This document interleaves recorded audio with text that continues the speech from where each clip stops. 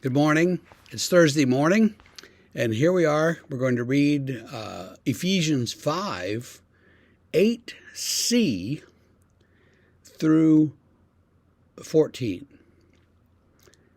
This sentence begins, by the way, in verse 8, but verse 9 is 5 words into it, so this is an awkward place to start. So we call it 8c because if you look at 8, there's 3 different clauses.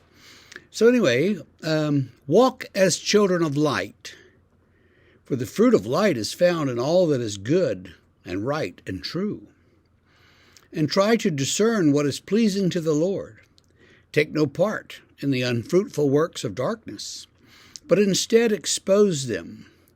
For it is shameful even to speak of the things that they do in secret. But when anything is exposed by the light, it becomes visible.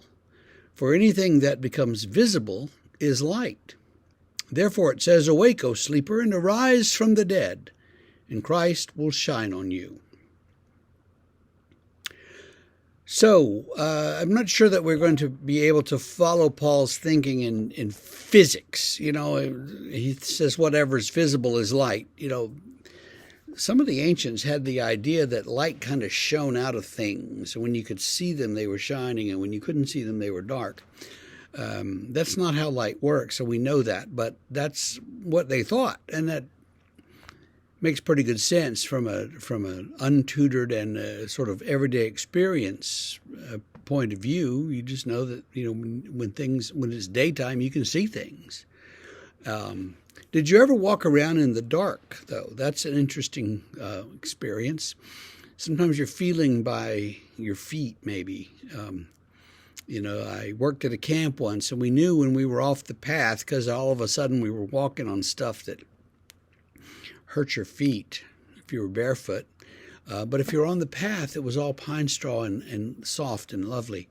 And so you could tell where the path went by the feel of what was underfoot.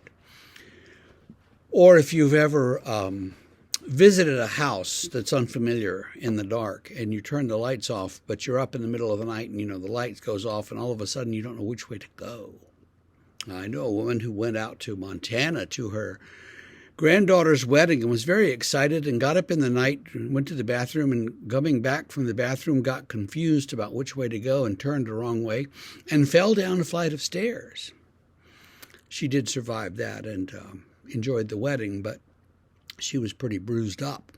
So you want to be careful about where you walk in the dark. And, everybody's had the experience of thinking, I can just turn the light off and walk across the room, and the next thing you know, you're banging your knee on the table because, you can't walk across the room with the lights off. You think you can, but you really kind of can't. So there's this problem. And Paul uses that, don't walk around in the dark. Turn on, let the light shine. And what's the light? The light is Jesus, and the light is going to shine out of you. So the works of darkness are the things that people do when they don't know Jesus.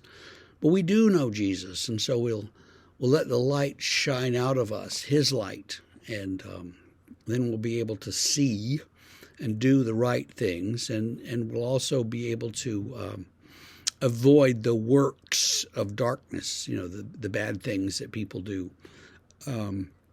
Paul's going to get quite a bit of mileage out of that metaphor. In several places, several different letters, he uses it. And he talks as though those who do things in the dark, they're in the dark because they're trying to hide what they're doing.